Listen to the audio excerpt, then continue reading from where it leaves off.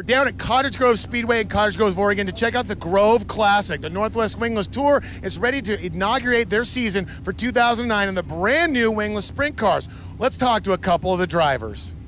One of the stars of the new Northwest Wingless Tour is a longtime friend of the program, Kerry Morris. Glad to have you back on the program. Hey, thanks for having me on the show. Well, tell us a little bit about the Northwest Wingless Tour. Where did the tour start, and what is the object of the Northwest Wingless Tour? Well, sprint car racing's had non-wing series for years and years.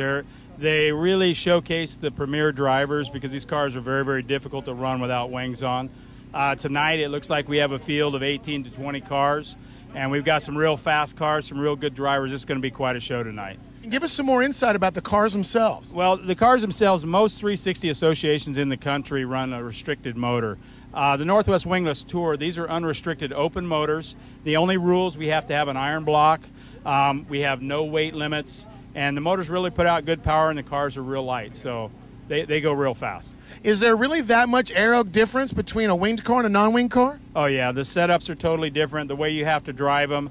The motors don't have to push that big wing through the air, but then when you get to, so they accelerate hard, and yet when you get to the corner, you don't have that wing to catch you. So it's a lot more the driver trying to hang on to that thing through the corner. So it's pretty exciting, a lot of competition.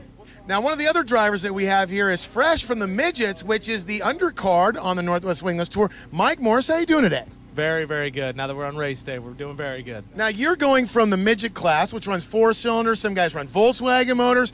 In a sense, the same basic car and thought process, but much different. What's been the biggest thing for you going from the midgets to the full-blown 360 open cars?